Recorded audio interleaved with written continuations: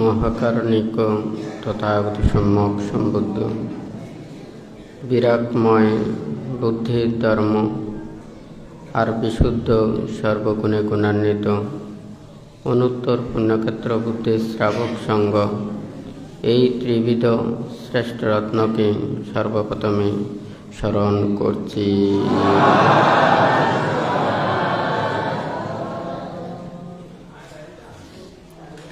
আজকে আমাদের বৌদ্ধদের অতীব গুরুত্বপূর্ণ দিন, শুভ বৈশাখী পূর্ণিমা। তথাগত ভগবান বুদ্ধের বুদ্ধত্ব লাভ, মহাপরিনির্বাণ, জন্ম, বুদ্ধত্ব লাভ ও মহাপরিনির্বাণ এই ত্রিস্মৃতি বিজড়িত শুভ বৈশাখী পূর্ণিমা। এই পূর্ণিমার দিনে উপস্থিত অত্র দূতাঙ্গ কুটিরের সংশ্লিষ্ট বিহার কুটির সংগঠন পরিষদ, গ্রাম ও চট্টগ্রাম, পার্বত্য চট্টগ্রাম, ঢাকা ও দেশের বিভিন্ন অঞ্চল হতে আগত সদ্ধর্মপ্রাণ নির্বাণকামী শ্রদ্ধাবান উপাসক উপাসিকা বৃন্দা, আপনাদের উদ্দেশ্যে কিছু ধর্ম উপদেশ প্রদান করার প্রারম্ভে অত্র এই শুভ বৈশাখী পূর্ণিমা দিনে আপনাদের প্রত্যেকের প্রতি মৈত্রীময় আশীর্বাদ জানাচ্ছি।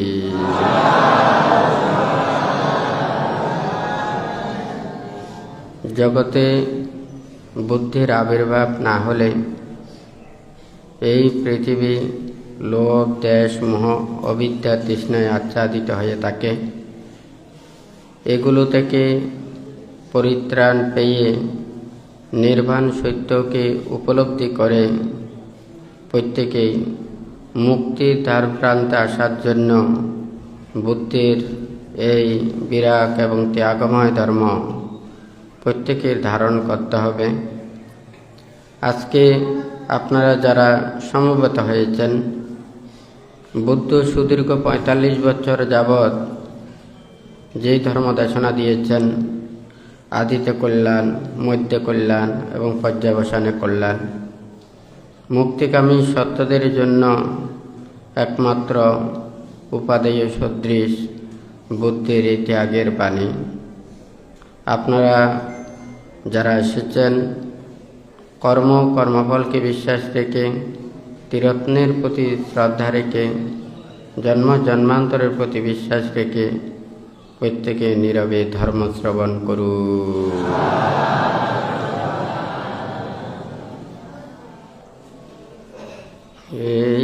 কায়নো বিকবে মগো শতাং বিশুদ্ধি শোক পরিদেবানাং সমতি কামায়াং দুঃখ দোমনাশাং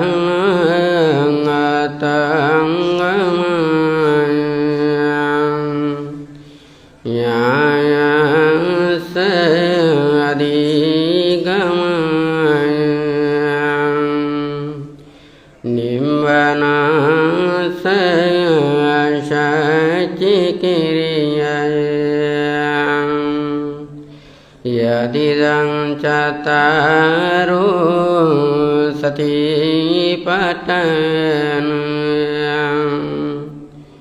कथमे चतारो इदो भिक्खवे भिक्खु काये कायानुपस्सी विहरति अतभि सम्पजनो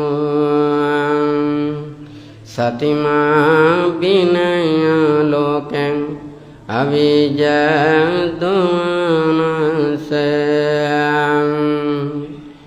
वेदनाशु वेदनानुपसी विहरति अथापि संभजनु सतिमा विनयलोके अविजद्वनसे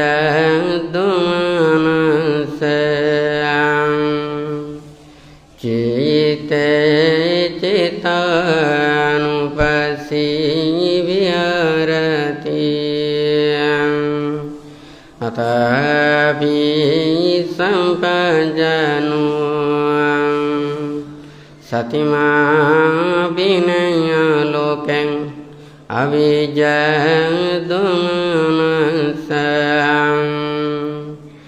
धम्मेषु धम्मानुपसी विहरति अथापि संभजनु सतिमा विनयलोके अविजद्वनसे इतीनां चवज्जिनां श्रुतिते योतु सम्मदं इतीनां चवज्जिनां शम्बदुःखरोगं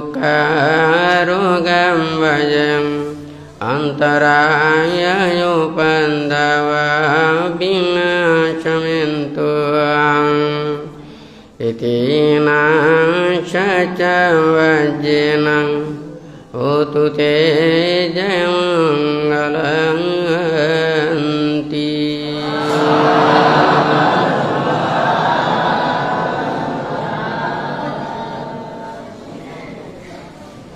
বুদ্ধ আমাদেরকে প্রত্যেকের মুক্তির জন্য এই মহাসাতিপাট্টান সূত্র দেশনা করেছেন। বুদ্ধ এখানেই বলেছেন একমাত্র বিশুদ্ধি প্রাপ্তির জন্য, বিশুদ্ধি লাভের জন্য সত্যগণের একমাত্র পথ শোক পরিদেবন এগুলোকে অতিক্রম করার জন্য, কায়িক দুঃখ মানসিক অশান্তিকে পরিত্যাগ করার জন্য, নির্বাণ সত্যকে উপলব্ধি করার জন্য এটাই একমাত্র পথ। দেখুন বান্তে সেই জন্য এখানে লিখেছেন আধ্যাত্মিক বিষয়, উপলব্ধির বিষয়, শ্রদ্ধা ভক্তি বিশ্বাসের বিষয়। মনের পবিত্রতা সাধন করতে পারলে, চিত্তকে জয় করতে পারলে, নিজেকে জয় করতে পারলে একমাত্র এটা লাভ করা যায়। আজকে দেখুন এই পুরো পৃথিবীও যদি স্বর্গের মতো সুন্দর হয়, আমাদের এই দেহের মধ্যে রোগ যন্ত্রণা সুখ যন্ত্রণা যদি আমরা অনুভব করি, মনের অস্থিরতা যদি থাকে, মনের অশান্তি যদি থাকে, আমাদের এই স্বর্গ সুখেও আমাদেরকে তৃপ্তি লাভ করাতে পারে না, শান্তি লাভ করাতে পারে না। আমাদের এই সুখের জন্য, শান্তির জন্য এই পৃথিবীতে কত কিছু এখানে সৃষ্টি করতেছে, অক্লান্ত মানুষ পরিশ্রম করতেছে। আমরা মানুষ পারি মানুষদেরকে শান্তি দিতে, মানুষদেরকে সুখে রাখতে, মানুষের মধ্যে আমরা থাকতে। আমাদের মানুষের মন যখন হিংস্র হয়, এই পৃথিবীতে এমন কোনো প্রাণী নেই যাদেরকে আমরা হিংস্র বলি, তাদের চাইতেও বেশি হিংস্র হয় আমাদের মানুষের মনে যখন পাপচেতনা জাগ্রত হয়। অন্য কোনো প্রাণী আমরা মানুষদেরকে হত্যা করার জন্য, মানুষকে দুঃখ দেওয়ার জন্য, কষ্ট দেওয়ার জন্য, আঘাত দেওয়ার জন্য এই পৃথিবীতে আর অন্য কোনো প্রাণী নেই। কিন্তু আমাদের মনের মধ্যে লোভ, দেশ, মোহ, হিংসা, বিদ্বেষ জাগ্রত হলে আমরা মানুষকে তার চাইতেও বেশি দুঃখ প্রদান করে থাকি। আজকে বুদ্ধে যে এটা অহিংসার বাণী, শান্তির বাণী, মৈত্রীর বাণী প্রদান করেছেন, এখানে বেশি কিছু বলে নাই। আমাদের এই দেহের মধ্যে কি আছে, আমরা কি অনুভব করতেছি, এখানে একটা দেহর এখানে ভিতরে আমরা সুখ, দুঃখ, উপেক্ষা, বেদনা অনুভব করতেছি এবং মনের যে মানসিকতা প্রতিক্ষণ পরিবর্তনশীল, এটা আমরা প্রতিক্ষণে হয়তো আমরা ভাবতে পারি। আর এই মনের যে অস্থিরতা, বেদনার যে একটা পরিবর্তন, মনের ভিতরের যে কার্যক্রম, এটা হচ্ছে যে ধর্ম। এই ধর্মটাকে এখানে বুদ্ধ ধারণ করার জন্য উপদেশটা দিয়েছেন। এখানে যেইগুলোকে কথাটা লিখেছেন, আথাপি সম্পজানো সাতিমা বিনয়া লোকে আবিজ্ঞা দৌমানাসা। আপনাদেরকে শুধু এই বিষয়টাই বলি। এখানে প্রথমে বলেছেন আথাপি। এখানে যতক্ষণ না পর্যন্ত একজন মানুষ যখন অগ্নিকুণ্ডের মধ্যে যদি বিদ্যমান থাকে, তখন তার প্রাণের ভয় উৎপন্ন হয়। কি করে ওখান থেকে সে নিষ্ক্রান্ত পেতে চায়, অর্থাৎ ওই জ্বলন্ত অগ্নিকুণ্ডের মধ্যে থাকলে তাহাকেও যেমন পুরে ওখানে মৃত্যুবরণ করতে হবে এবং নানান প্রকারের ওখানে জ্বালা যন্ত্রণা ভোগ করতে হবে। সেই অগ্নিকুণ্ড থেকে বাহির হওয়ার জন্য যাদের মন এটা উদ্গ্রীব হয়েছে, অর্থাৎ জন্ম দুঃখ, জরা দুঃখ, ব্যাধি দুঃখ এবং মরণ দুঃখ পুনঃ পুনঃ জন্ম ধারণ করে এই যে বিভিন্ন প্রাণীকুলে উৎপন্ন হয়ে যে মানে অবিরত সকল প্রাণী কষ্ট পাচ্ছে, কিন্তু কেউ ওখানে ভাবতেছে না আমরা কি পুনর্জন্ম নেব নাকি নেব না, এটা বিষয় নয়। কেউ এই পৃথিবী ছেড়ে মানে চলে যেতে চায় না, সবাই বেঁচে থাকতে চায়। রূপ, রং, বৈচিত্র্য এটা এগুলোর মানে শান্তি, সুখ উপভোগ করতে চায়। এই দেহটাকে চায়, ইন্দ্রিয়টাকে চায়। যতদিন পর্যন্ত এই পঞ্চ ইন্দ্রিয়ের প্রতি আসক্তি থাকবে, দেহের প্রতি আসক্তি থাকবে, দেহতে সুখ অনুভব করবে, 31 প্রকার লোকভূমিতে তাহাকে জন্ম নিতে হবে। কেন জন্ম নিতে হচ্ছে? এটা আশা, আকাঙ্ক্ষা, প্রত্যাশার কারণে। বুদ্ধ এখানে বলেছেন আতাপি। এখানে যারা জন্ম, জরা, ব্যাধি, দুঃখ এগুলো থেকে, মরণ দুঃখ থেকে যারা নিবৃত্তি লাভ করতে চায়, 31 প্রকার লোকভূমিতে যার চিত্ত টলিত হয় না, সে স্বর্গ সুখেও অবিরমিত হয় না, ব্রহ্ম সুখেও সে কামনা করে না, লৌকিক কোনো কিছুর প্রতি সে আসক্ত না। এখানে প্রথমে যে কথাটা বলেছেন আতাপি, একটা কোনো মানুষকে সবাইকে মুক্তির কর্মপথে আমরা মানে আসতে পারি, কিন্তু আমাদের সেই উপলব্ধিটা হয় না, একটা বিবেক উৎপন্ন হয় না। একজন ছাত্র যেমন যতক্ষণ না পর্যন্ত সে উচ্চশিক্ষায় শিক্ষিত হয়ে এই শিক্ষা অর্জন করতে না পারলে অনেক কিছু তার মনের মধ্যে মানে চেতনা জাগ্রত হয় না, মানে জ্ঞান, বিবেক এগুলো উৎপন্ন হয় না। ঠিক তদ্রূপ যতক্ষণ না পর্যন্ত দুঃখ সত্যকে উপলব্ধি করতে না পারে, ততক্ষণ পর্যন্ত তাহারা নির্বাণ এবং মুক্তির কর্মপথের দিকে ধাবিত হবার জন্য মন সেদিকে যায় না। তো বুদ্ধ এখানে যে কথাটা বলেছেন, এখানে তাহারা মুক্তিকামী হতে হবে। অর্থাৎ এখানে হয়তো অনেকে মনে করতে পারে মানে আমরা তো সংসারের মধ্যে আছি, সংসারের মধ্যে তাকে আমরা তো সবাই তো সংসার ত্যাগ করতে পারবো না, তাই বলে আমরা মুক্তির কর্মপথে যেতে পারবো না। বুদ্ধ সেই কথাটা বলে নাই। বুদ্ধ তো এখানে ধর্ম উপলব্ধি, এটা মনের ভিতরের কথাটা বলেছেন। কায়ের যেগুলো পাপ এগুলো দূরীভূত করতে বলেছেন। বাক্যের যে ওখানে বাক্য দুষ্বাক্য যেগুলো, এগুলো বুদ্ধ পরিত্যাগ করতে বলেছেন। মনের ভিতরের পাপগুলোকে দূরীভূত করতে বলেছেন। লোভ দেশ মোহকে দূরীভূত করতে বলেছেন। অবিদ্যে তৃষ্ণার সংযোজন এগুলোকে দূরীভূত করতে ফেলেছেন। একটা ড্রেস দ্বারা, একটা পোশাক দ্বারা মনের এতগুলো পাপ দূরীভূত করতে পারে না। সম্যক সংকল্প দ্বারা পারেন। সম্যক সংকল্পবদ্ধ হলে আমার মন থেকে এগুলো সংযোজন দূরীভূত করি, পাপগুলো দূরীভূত করি, অন্যায়গুলো দূরীভূত করি, তাহলে এই সম্যক সংকল্প দ্বারা তাহলে তার সম্ভব। এখানে ড্রেস দিয়ে কোনো কিছু হয় না, এটা সংকল্প দিয়ে হয়। তবে এখানে বুদ্ধ যে কথাটা বলেছেন, এই আতাপে বলার অর্থটা হচ্ছে যারা 31 প্রকার লোকভূমিতে এখানে জন্ম, জরা, ব্যাধি, মরণ, রোগ, শোক, ভয়, উপদ্রবকে দুঃখপূর্ণ মনে করে এই লোকভূমি থেকে সে নিষ্ক্রান্ত পেতে চায়। হ্যাঁ, এই উনি হচ্ছে যে আতাপি সম্পজানো।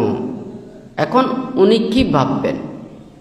উনি সম্প্রজ্ঞানের দ্বারা কি ভাববেন, কি চিন্তা করবেন? উনি যথার্থ চিন্তা করবেন। উনি লৌকিক চিন্তা করবেন না, লোকোত্তর চিন্তা করবেন। উনি নির্বাণ এবং মুক্তির চিন্তা করবেন, আর বাহ্যিক কোনো কিছু চিন্তা করবেন না। তো এখানে যিনি সম্প্রজ্ঞান, এটা কিন্তু অন্য কোনো জ্ঞান নয়, এটা প্রজ্ঞার দ্বারা জ্ঞান। অর্থাৎ আমরা অনেক কিছু দেখি, কিন্তু সবাই একই রূপে আমরা চিন্তা করি না। মানুষ সবাই দেখে, কিন্তু সবাই একই চিন্তা করে না। বান্তা অনেকবার দেশনায় বলেছেন, একটা ফুলকে মানুষ দেখে, কিন্তু সবাই একই চিন্তা করে না। আমরা সবাই সব কিছু দেখতেছি, কিন্তু সবার মন মানসিকতা চিন্তা চেতনা এক নয়। এটা আমাদের বিবেকের ওখান থেকে, যেটা জন্ম জন্মান্তরের পুণ্য পারমী এবং নিজের সে প্রচেষ্টা জ্ঞান এখান থেকে উৎপন্ন হয়। দেখুন এখানে প্রত্যেক যেগুলো আমরা গাছ ওগুলো দেখতে পাচ্ছি, সব গাছে কিন্তু বৃষ্টির পানি খাচ্ছে।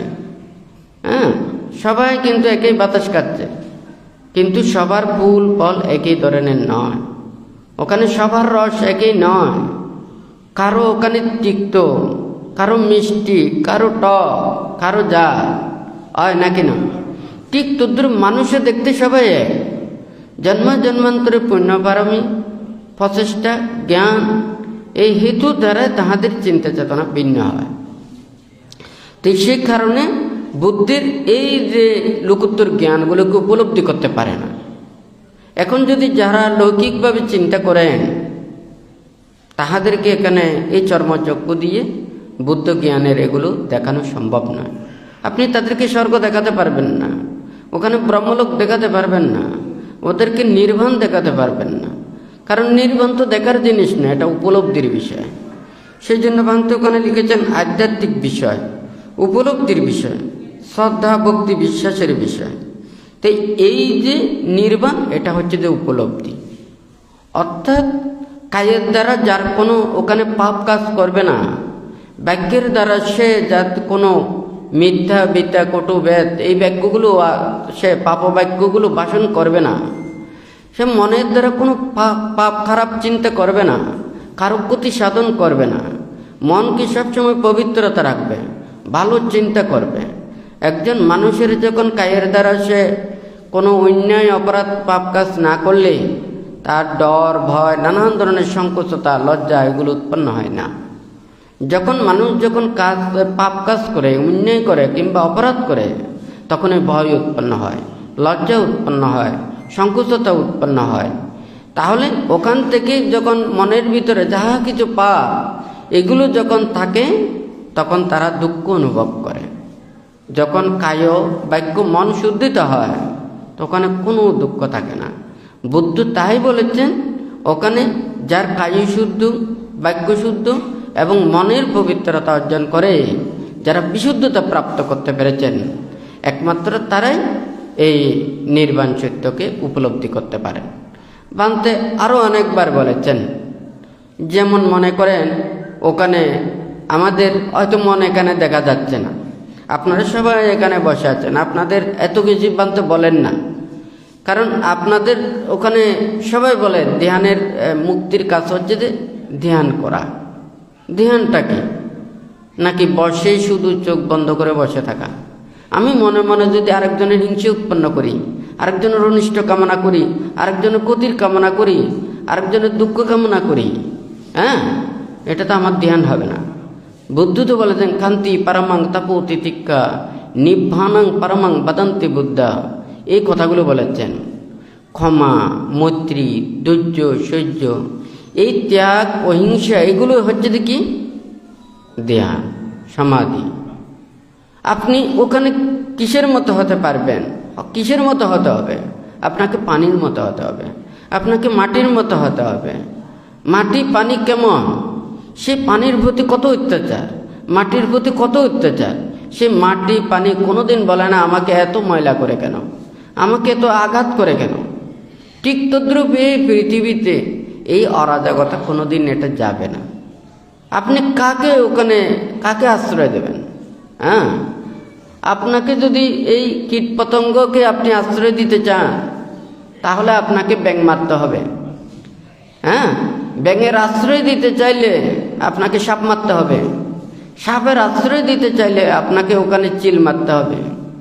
এই পৃথিবীতে অজস্র প্রাণী, একটা এই যে দুর্বলের প্রতি সবলের যে অত্যাচার, অনাচার, হ্যাঁ, মিথ্যা, পাপ, এগুলোকে এই পৃথিবী থেকে সম্পূর্ণ নিরুদ্ধ করা সম্ভব নয়। আমরা মনের দ্বারা পারি, আমরা নিজেদের অন্তর থেকে পারি। আমরা মনের অন্তর থেকে যখন লোভ, দেশ, মোহ এগুলোকে পরিত্যাগ করতে পারবো, স্বার্থটাকে পরিত্যাগ করতে পারবো, তখন আমরা পারবো। যখন আমাদের লোভ, দেশ, মোহ থাকবে, আমরা স্বার্থের কথা চিন্তা করব, তখন আমাদের এগুলো সব মনের মধ্যে আস্তে আস্তে উৎপন্ন হবে। এই পৃথিবীতে কেউ থাকবে না, তাহলে পৃথিবী নিয়ে এত যুদ্ধ কেন? একটু যদি আমরা সবাই বলি আমরা তো মানুষের কাছে বেঁচে থাকতে চাই, তাহলে কিভাবে বেঁচে থাকতে হবে? আমরা মানুষদেরকে সুখ দিয়ে, শান্তি দিয়ে, মানুষদেরকে আশ্রয় দিয়ে, মানুষেরকে সেই উপকার মৈত্রী দিয়েই আমাদেরকে বেঁচে থাকতে হবে। আমরা তো যতদিন পর্যন্ত বেঁচে আছি, আমি যদি হিংস্র প্রাণীর মতো হতে পারি, তাহলে যে কোনো আমি দুর্বল প্রাণীকে ওখানে আঘাত করতে পারবো। হ্যাঁ, অন্য কোনো প্রাণী তারা চিন্তা করে না। আমরা মৃত্যুর পরে আমাদেরকে তারা স্মরণ করবে, আমাদের নিয়ম নীতিকে ওরা ধারণ করবে, এই কর্মপথ অনুশীলন করবে। অন্য কোনো প্রাণীর মধ্যে এটা দেখা যায় না, কিন্তু আমরা মানুষের মধ্যে আছে। আমরা চাই মানুষের কাছে বেঁচে থাকতে। তাহলে প্রকৃতপক্ষে যদি মানুষের কাছে বেঁচে থাকতে চায়, তাহলে যদি অপরকে আমাদেরকে আদর, স্নেহ, মায়া, মমতা, সুখ, শান্তি এগুলো দিতে হবে। আমি যদি একজনকে দুঃখ দিয়ে যদি আরেকজনের যদি সুখ কামনা করি, এটা তো কখনো হতে পারে না।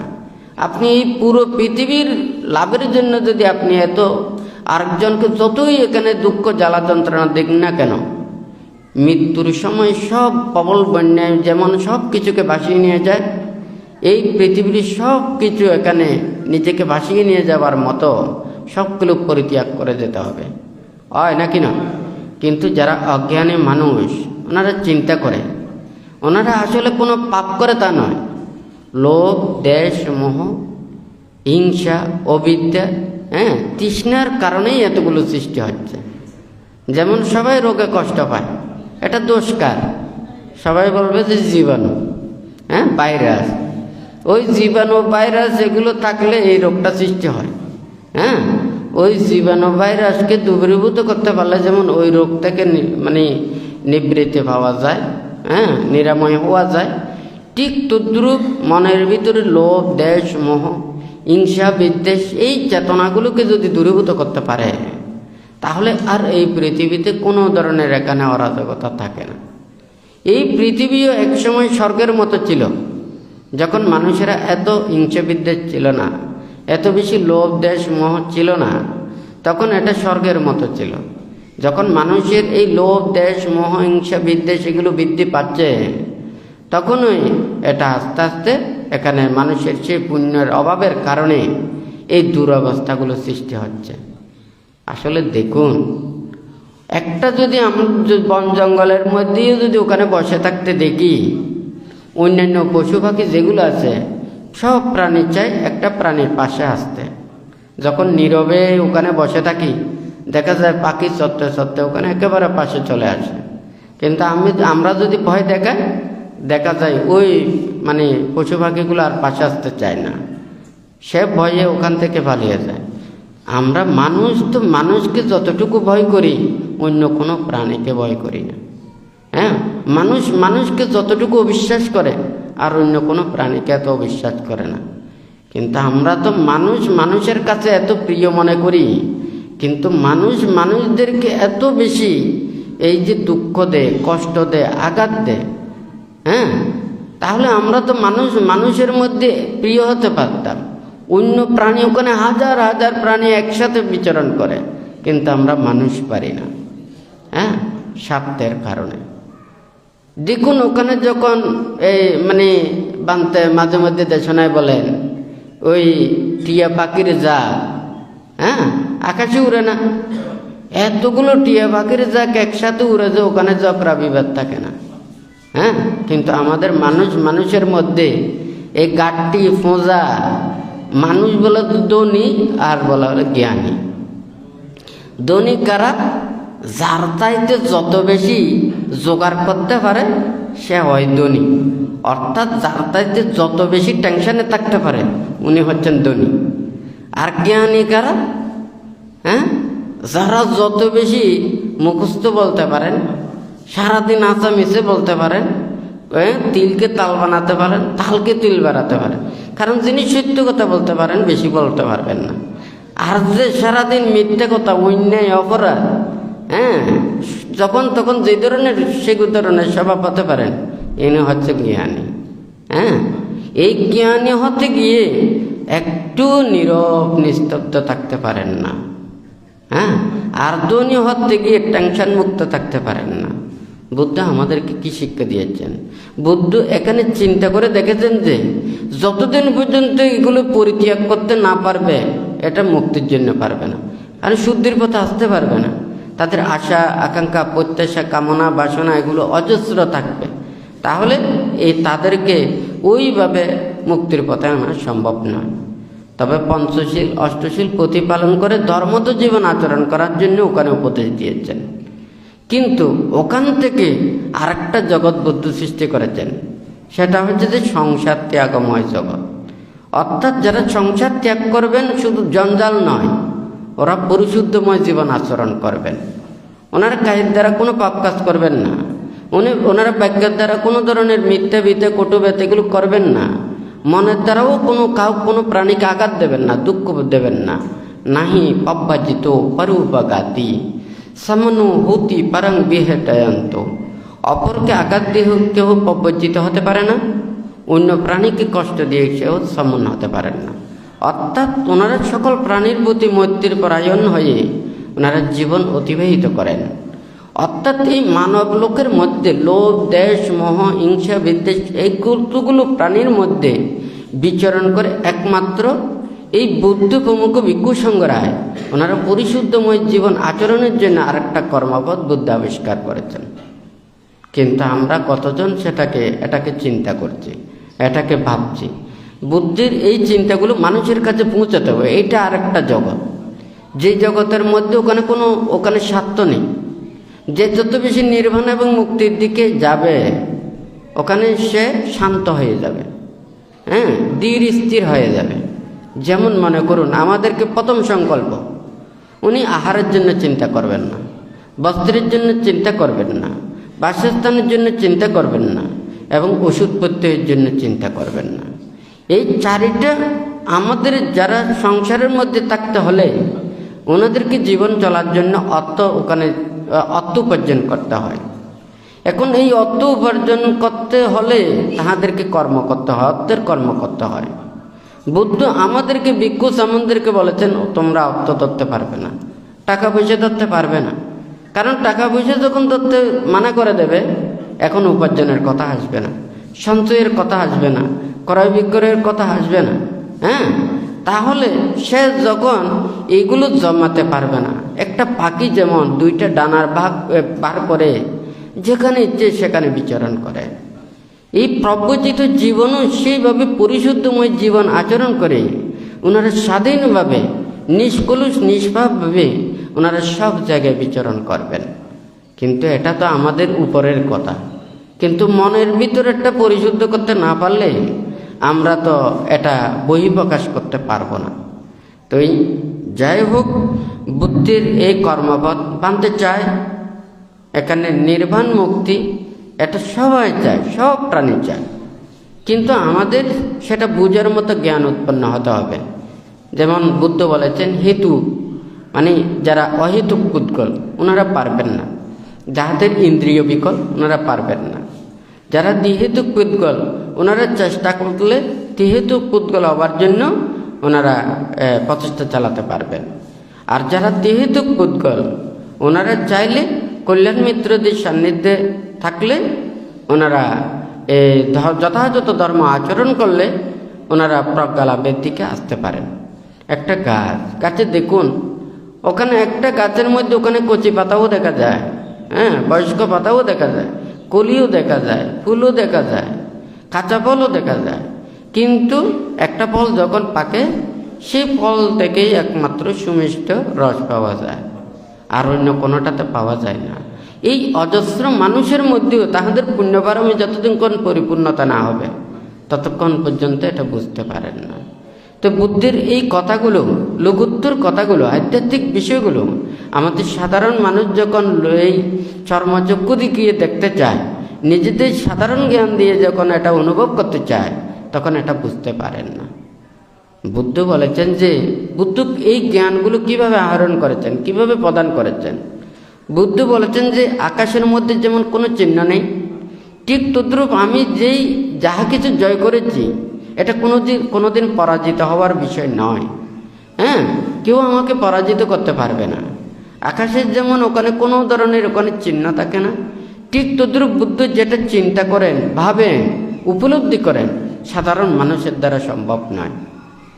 একজন মানুষ যখন সেটা নিজেকে আয়ত্ত করে, নিজেকে উপলব্ধি করে জানতে পারে, তখনই সেটা নির্বাণ ওখানে যথাযথভাবে উপলব্ধ হয়। তো নির্বাণ এটা কি?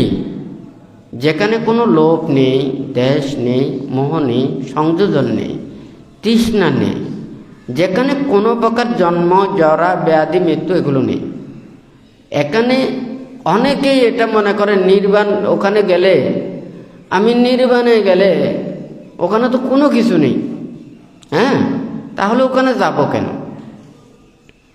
একজন মানুষ যেমন সুস্থ মানুষের সব সময় ভালো লাগে, অসুস্থ মানুষের সব সময় দুঃখ উৎপন্ন হয়, কষ্ট পায়, ঠিক তদ্রূপ প্রতিক্ষণ দেখুন তো। আপনাদেরকে যদি বলি আপনি 24 ঘন্টা ওখানে একটা গাছ তলে ওখানে নীরবে ওখানে ধ্যান করেন, আপনারা কি পারবেন? খানিক পরে এই দেহের নানান প্রকারের উপদ্রব শুরু হবে, মনের উপদ্রব শুরু হবে, তৃষ্ণার উপদ্রব শুরু হবে, আপনাকে একটু করে শান্তিতে সুখে ওখানে অবস্থান করতে দিচ্ছে না। তো বুদ্ধ বলছে যার এই কায়কে স্থির করে, বাক্যকে স্থির করে, মনটাকে পরিশুদ্ধ করে, যিনি এইভাবে সমস্ত কিছুকে জয় করতে পেরেছেন, তো উনি একমাত্র সেটাকে উপলব্ধি করতে পারেন। যখন অঙ্গুলিমাল ওখানে প্রাণের প্রতি নির্দয় নিষ্ঠুর হয়েছে, বুদ্ধ বলেছে যে তুমি অস্থির, আমি স্থির। হ্যাঁ, তো বুদ্ধ হাঁটতেছে, আমি দৌড়তেছি, অথচ বুদ্ধ বলছেন কি, মানে আমি অস্থির, বুদ্ধ স্থির, অথচ বুদ্ধও হাঁটতেছেন। বুদ্ধ বলতেছে যে কি, তুমি সকল প্রাণীর প্রতি তুমি যে অস্থির ভাবাপন্ন, তাহাদের প্রতি যে হিংসা উৎপন্ন করেছ, সেই জন্য তুমি স্থির নও। আমি যেহেতু সকল প্রাণীর প্রতি মৈত্রী পরায়ণ, সেই জন্য আমি স্থির। তখন বুদ্ধের কথাটা সে বুঝতে পেরে সে যখন এগুলো পরিত্যাগ করেছেন, উনি 999 জন মানুষকে কেটে উনি বিমুক্ত জ্ঞানের পথে আসতে পেরেছেন। আপনারা তো এখানে কেউ নেই যে এখানে 5 জন 10 জন মানুষ শিখতে করেছেন। হ্যাঁ, বুদ্ধির সময় সাংঘাতিক সাংঘাতিক অপরাধ কর্ম করেই ওনারা মুক্তির পথে আসতে পেরেছেন। আজকাল এত ধর্ম উপদেশ, ধর্ম হঠাৎ ধর্ম শিক্ষা এত মুখস্থ করেও, এত দেশনা দিয়েও, এত দেশনা বলেও, এত সৎ পথে চলেও ওনারা পারেন না। কেন পারেন না? এটার একটা কথা আছে, কিছুদিন আগে বানতে একটু কথাই বলেছেন। বুদ্ধ যখন ধর্মদান করেছেন, ধর্ম উপদেশ দিয়েছেন, বুদ্ধ হাজার হাজার ওখানে ভিক্ষু সংঘ তথা এই অগণিত দায়ক দায়িকাদেরকে উপদেশ দিয়ে মুক্তির পথে এনেছেন। কারণ উনি তো সব সময় নির্বাণের কথা ভাবেন, ত্যাগের দিকে থাকেন, ত্যাগের দেশনা উপদেশ দিয়ে থাকেন। আর আমরা যখন দেশনা দিই, নির্বাণ কোথায় চলে যায় আর আমরা কোথায় আছি এটাগুলোর কোনো হিসাব নেই। মন স্থির নেই, কায় স্থির নেই, বাক্য স্থির নেই। ধর্ম কি শুধু মুখে বলা? এটা মনের ভিতরে পৌঁছতে হবে। একটা তরি তরকারি সুস্বাদু হয় যখন ওটা মশলা যত কিছু আছে উপকরণগুলো এর ভিতরে ঢুকতে হবে। এটা না ঢুকলে যেমন স্বাদ হয় না, মনের ভিতরে ধর্ম এটা উপলব্ধি করতে হলে মনটাকে পবিত্র করতে হবে। তাহলে যার যত বেশি মনটাকে পবিত্র করবে, পরিশুদ্ধ করবে, পরিষ্কার করবে, তত বেশি ধর্মকে সে দর্শন করতে পারবে। তা আমরা এটা চিন্তা করলেই তো খুব সহজ হয়ে যায়। যেদিকে যত বেশি নির্বাণের দিকে যাবে এই পৃথিবী শান্ত হবে। দেখুন, পুরো পৃথিবীতে যদি মানুষেরা আজকে মানুষকে সুখ দেওয়ার জন্য, মানুষদেরকে আশ্রয় দেওয়ার জন্য, মানুষের সুখের জন্য কত কিছু ওখানে সৃষ্টি করতেছে। যদি এই মানুষেরা প্রাণী হত্যা না করত, চুরি না করত, ব্যভিচার না করত, মিথ্যা কথা না বলতো, মদ গাঁজা এগুলো যদি না খেত, এই 5টা নীতি যদি প্রতিটা মানুষ আচরণ করত, এই পৃথিবীতে এত ধরনের এত অনুশাসন লাগতো, এত প্রশাসন লাগতো। আমরা সহজটা নিতে চাই না, কারণ সহজে যেটা পাই এটার কোনো দাম থাকে না। মনে করেন এখানে যদি একটা দামি জিনিসও যদি পরে থাকে, এগুলোকে আমরা মূল্যায়ন করি না, কারণ আমরা সহজে পাই। আর যদি মনে করেন অনেক দূর থেকে বিমান ভাড়া দিয়ে আপনি যদি মাটির দলাও যদি এনে থাকেন, বলবেন যে কি এটা আমেরিকার মাটি, ইউরোপের মাটি, ফ্রান্সের মাটি, এটাও আপনি ওই গ্লাসের একেবারে ওখানে মানে দর্শনীয় করে বানিয়ে আপনি রাখবেন। দেখুন, বুদ্ধ আমাদের কারো কাছ থেকে কোনো কিছু চায়নি। টাকা পয়সা, ধন দৌলত, রাজত্ব, প্রভাব, প্রতিপত্তি, ক্ষমতা, এটা বুদ্ধ কোনোদিন চায়নি। কেন চায়নি? বুদ্ধ বলেছে, আমি যদি একচ্ছত্র রাজাও যদি হই, আমি আইন দিয়ে যদি সবাইকে ধর্ম মতে যদি চলাই, এখানে মুক্তি পাবে না। আমার ডরে ভয়ে ওগুলো আচরণ করবে। তার মন থেকে উৎপন্ন হতে হবে, মন থেকে সে পাপগুলোকে দূরীভূত করতে হবে, তাহলে সে মুক্তির পথে আসবে। বুদ্ধ কি মানে রাজত্ব চাইলে কি রাজা হতে পারতেন না? ওনার এতগুলো রাজা ওনার ভক্ত ছিলেন, কোন রাজ্যের মধ্যে বুদ্ধ এই ধর্মকে দিয়ে ওখানে কোনো অনুশাসন করেন না। কারণ বুদ্ধ চিন্তা করেছেন যে রাজ্য চালানোটা এক জিনিস, এই নির্বাণ উপলব্ধিটা আর একটা জিনিস। অর্থাৎ রাজ্য চালনা করতে গিয়ে ভালো খারাপ সবাইকে ওকে দমন করতে হয়, ভালো খারাপ সবাইকে। ওখানে তাহাকে মানে সাধু ভাষায় চলবে না, কাউকে আঘাত দিতে হবে, কাউকে শাস্তি দিতে হবে, তাকে নানান ধরনের এগুলো প্রতিঘাত করতে হবে। কিন্তু ধর্ম ওখানে যেগুলো বুদ্ধ মৈত্রী দিয়ে যেটা বলেছেন, অহিংসা দিয়ে যেটা বলেছেন, এটা নিজের মনের পাপগুলোকে দূরীভূত করার জন্য বুদ্ধ উপদেশ দিয়েছেন। অর্থাৎ মন থেকে সে যদি শ্রদ্ধা ভক্তি বিশ্বাস রেখে মন থেকে যদি সেগুলোকে দূরীভূত করতে পারে, তাহলে সে অনায়াসে সব কিছু থেকে মুক্ত হতে পারবে। তো যাই হোক, এখানে আজকে যে এখানে সাতিপাট্টান সূত্রের কথাটা বলেছে, এখানে আধ্যাত্মিক বিষয়ের যেগুলো, অর্থাৎ কায় বললেও দেহের, বেদনা বললেও এখানে দেহের, চিত্তের কথা বললেও দেহের, আর এই ধর্মের কথা বললেও দেহের। অর্থাৎ এই পুরো পৃথিবী যদি স্বর্গের মতো যদি হয়, আমাদের এই সারথিনার জায়গাটা যদি আমরা কন্ট্রোল করতে না পারি, এখানে যদি আমরা শান্তি না পাই, সুখ না পাই, তাহলে এই পুরো পৃথিবীর স্বর্গের সৌন্দর্যও আমাদেরকে স্বস্তি আর তৃপ্তি দিতে পারবে না, আমাদেরকে সুখ দিতে পারবে না।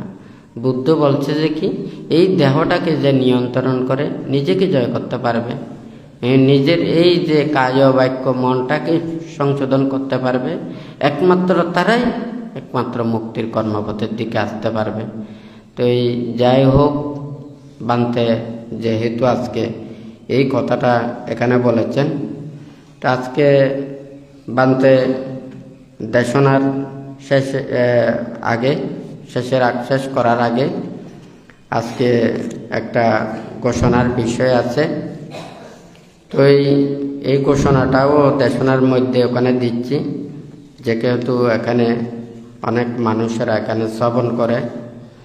তো এই আগামী 2026 সালের নভেম্বর মাসে আমাদের দূতাঙ্গ কুটিরের সংশ্লিষ্ট দায়ক দায়িকা, উপাসক উপাসিকারা প্রত্যেকেই সম্মিলিত হয়ে যে দানোত্তম কঠিন চিবর দান করা হয়। তো এই আগামী 5ই নভেম্বর রোজ বৃহস্পতিবার 500 জন বৌদ্ধ কুলপুত্রকে অব্যর্য প্রদান ও কঠিন চিবর তৈরি ও রং করা। আর 6ই নভেম্বর রোজ শুক্রবার দানোত্তম শুভ কঠিন চিবর দান সহ সদ্ধর্ম দেশনার আয়োজন করা হবে। রাঙ্গুনিয়ার মরিয়ম নগরের গুমায় বিলস্ত বুদ্ধ মহাধাতু চৈত্যে এই মহতি পুণ্যানুষ্ঠান অনুষ্ঠিত হবে এবং 11ই নভেম্বর রোজ বুধবার সমাপনী অনুষ্ঠান করা হবে। তো ওখানে সদ্ধর্মপ্রাণ নির্বাণকামী দায়ক দায়িকাদের উক্ত পাব্যজ্যা ও কঠিন চিবর দানে অংশগ্রহণ করে আপনারা পুণ্য সঞ্চয়ের ওখানে সঞ্চয় করতে পারবেন। আজকে যারা এখানে সমবেত হয়েছেন, বান্তে এই পাব্যজ্যা প্রোগ্রাম সম্পর্কে বান্তে এটা করতে চায়, এটা বলতে চায়, এটা কোনো বান্তে ওইভাবে কোনো আনুষ্ঠানিকতা নয়। এটা আমাদের প্রত্যেকের বুদ্ধের যে ত্যাগের বাণী, অহিংসার বাণী, বুদ্ধের যে এই যে ত্যাগের মন্ত্র, এগুলোকে ধারণ করার জন্য কত জন্ম জন্মান্তর এটা সংসারের মধ্যে আবদ্ধ হয়। এখান থেকে পুণ্য পারমে থাকলে ওনারা সংসার ত্যাগ করে ব্রহ্মচর্য জীবন আচরণ করতে পারেন। বানতে চায় এখানে আপনারা যখন ওখানে প্রবর্তিত হন, ওখানে এই 5-6 দিনের মধ্যে মাত্র মাঝখানে কয়েকদিন কিছুটা শান্ত থাকে, কিন্তু দেখা যায় এর আগে পিছে ওখানে অস্থিরতা বিরাজ করে। আর যারা আপনারা সংসারের মধ্যে থাকেন, প্রতিক্ষণে এটা নিজের মনটাকে স্থির করতে পারেন না। বানতে চায় বুদ্ধির এই ত্যাগের বাণী, অহিংসার বাণী প্রত্যেকের অন্তরে যাহাতে ধারণ হয়। এই ব্রহ্মচর্য জীবনদের দুর্লভ। আমাদের শুধু ধ্যান করা নয়, এখানে অনেক কিছু শীল আছে, বিনয় আছে, নীতি আছে। কিভাবে বুদ্ধ এই শিক্ষাটা দিয়েছেন? ধ্যান করতে চাইলে আপনারা তো গৃহীও ওখানে ধ্যান করতে পারেন, কিন্তু ওখানে ধ্যানের মধ্যে তো এখানে অনেক কিছু পার্থক্য আছে। তাহলে বুদ্ধ এতগুলো শীল দিয়েছেন কেন? 227 শীল কেন দিয়েছেন? দূতাঙ্গ শীল কেন দিয়েছেন? 10 শীল কেন দিয়েছেন? ব্রহ্মচর্য জীবন কেন দিয়েছেন? এগুলো না দিয়ে সংসারের মধ্যে থেকে আমরা তো ওখানে ধ্যান করতে পারতাম। বানতে তো কিছুদিন আগেও বলেছেন, সংসারের ওখানে জীবনটা হচ্ছে ওখানে তৃষ্ণার ঘর। তৃষ্ণার ঘরে ধ্যান করলে কতক্ষণ ধ্যানটা থাকে আপনারা নিজেরাই জানেন, হয় নাকি না?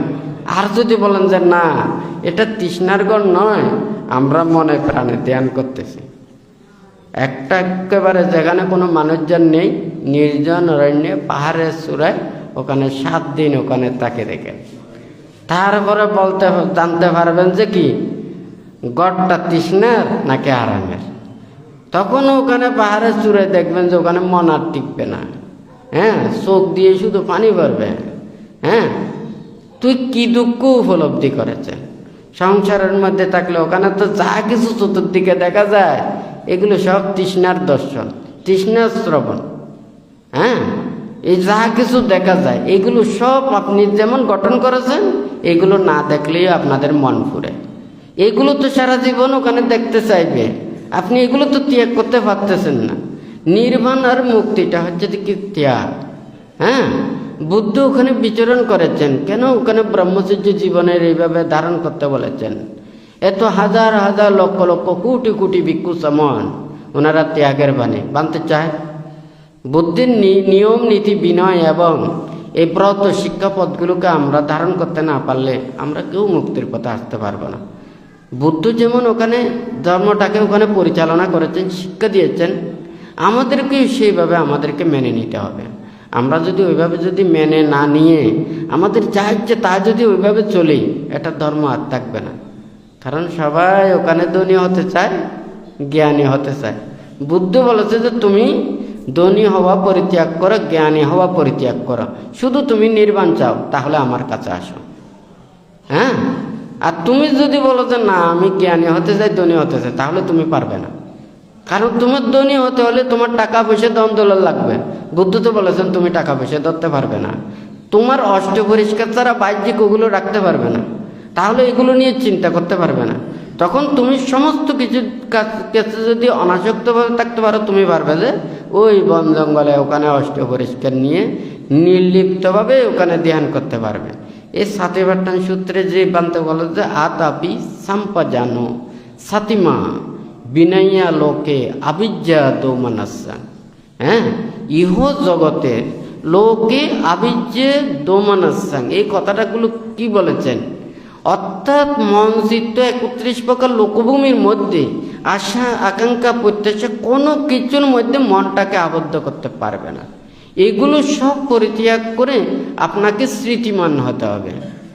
এখন ওই স্মৃতিটা লাভ করতে হলে তাহলে ওই নির্জনতায় যেতে হবে না, তাহলে ওই যেতে হলেও তো আস্তে আস্তে আপনাকে মন প্রস্তুতি নিতে হবে, আপনাকে নিষ্কলুষ হতে হবে, জঞ্জাল মুক্ত হতে হবে, শত্রু মুক্ত হতে হবে। তো যাই হোক, বানতে চায়, সব প্রাণী মুক্তি লাভ করতে চায়, আসলে প্রত্যেকেই পারে। এখানে বুদ্ধ বলে না যে আমি বুদ্ধ হতে পারবো আর কেউ বুদ্ধ হতে পারবে না, বুদ্ধ এই কথাটা বলে নাই। বুদ্ধ বলেছেন বুদ্ধ হতে চাইলে ওখানে 30 পারমি পূর্ণ করতে হবে। তাহলে যারা ওই 30 পারমি পূর্ণ করে বুদ্ধের কাছে ওখানে আশীর্বাদ যদি লাভ করতে পারে, ওনারাও বুদ্ধ হতে পারবেন। তো যাই হোক, প্রত্যেকের মনের ভিতরে যেগুলো পাপ, অকুশল, লোভ, দেশ, মোহ, হিংসা, বিদ্বেষ, এগুলি সব দূরীভূত করে আমরা প্রত্যেকে যাতে এই বুদ্ধের উপদেশকে ধারণ করে কল্যাণ মিত্রদের সান্নিধ্য থেকে আমরা যাতে প্রত্যেকেই মুক্তি লাভ করতে পারি, সেই ধরনের আপনারা প্রত্যেকে চিন্তা করবেন, ভাববেন, বুদ্ধের কাছে আশীর্বাদ প্রার্থনা করবেন। এবং বানতে চাই এই পৃথিবীতে যারা এখানে যাদের জন্ম জন্মান্তরের হেতু আছে, শত শত হোক, হাজার হাজার হোক, কিন্তু বানতে মানে বোঝাতে পারতেছে না যে এটা মানুষ কেন বারবার এটা ভুল করে, ভুলে যায় কেন। যখন অবিদ্যা তৃষ্ণায় যখন থাকে, ওনারা যখন সেগুলোকে উপলব্ধি করে না। আপনারা সবসময় চোখ দিয়ে দেখেন, হ্যাঁ, চোখ দিয়ে দেখলে হবে না, এটা মন দিয়ে দেখতে হবে। হ্যাঁ, মন দিয়ে দেখে যখন দেখতে পারবেন, এই দেহটাকে আপনারা স্থির করতে পারেন, তখন আপনার আর কোনো কিছু প্রয়োজন হবে না। কিন্তু দেহটাকে তো আপনি স্থির করতে পারেন না, আপনাদেরকে তো আমি বলি না। হ্যাঁ, অনেকেই অনেক কিছু বলেন, কখন আপনি হবেন? যেমন মনে করেন আপনাকে যদি 24 ঘন্টা খান, হয় নাকি না? 24 ঘন্টা হওয়া থেকে আপনাকে মানে 12টা পর্যন্ত আসতে হবে, 12টা থেকে একবেলা আসতে হবে, একবেলা থেকে কোনো চিন্তা নাই, এইভাবে ত্যাগ আসতে হবে। হ্যাঁ, এখন মনে করেন ওখানে 7 তলা 8 তলা কততলা বিল্ডিং, হয় নাকি না? এখন এইগুলো থেকে এই ঘর বাড়ি ছেড়ে গাছতলায় আসতে হবে। আমার গাছতলাও প্রয়োজন নেই, এই চেতনাটা যখন আসবে তখন একটু সহজ হয়ে যাবে। এখন অসুখ বিসুখ নানান কিছুর জন্য দেশ বিদেশ বিভিন্ন জায়গায় যেতে হয়। এখন এখান থেকে হসপিটালে আসতে হবে, হসপিটাল থেকে ঘরে আসতে হবে, ঘরে থেকে জঙ্গলে যেতে হবে। এখন এতগুলো ত্যাগ আপনারা কি পারবেন? আপনারা তো এটা পারবেন না। সেই জন্য বানতে কিন্তু ওই ত্যাগের কথাগুলো ওখানে বলেন না, যেহেতু আপনারা সহ্য করতে পারবেন না। আপনারা এতটুকু এগুলো তো পুণ্য ভারমে লাগবে। হ্যাঁ, এটা ডাক্তাররা অনেক কিছু বলবেন, তাহলে ডাক্তারের এই কথাগুলো শুনলে এটাও ভালোর জন্য বলে, খারাপ বলেন না। কারণ আপনারা যখন নির্বাণ যদি চান, ত্যাগের দিকে আসতে হবে। আর যদি বলেন যে না আমি এইগুলো পারবো না, তাহলে নির্বাণও এটা তাহার উপলব্ধি করা সম্ভব নয়। এই দেহটাকে লালন পালন করবেন এই জন্ম না, তো এই জন্মে না আপনি ওখানে হসপিটাল ক্লিনিকে যেতে পারবেন। হ্যাঁ, পশু পাখিগুলো জন্ম নিলে তখন কি হসপিটাল ক্লিনিক পাবে? কিন্তু এটাই সবাই অন্তরের মধ্যে রাখতে হবে, যতক্ষণ পর্যন্ত আমরা এই দেহটাকে জয় করতে পারবো না, মনের ভাবগুলোকে দূরীভূত করতে পারবো না, লোকোত্তর জ্ঞান অর্জন করতে পারবো না, আমাদেরকে পুনঃ দেহ ধারণ করতে হবে।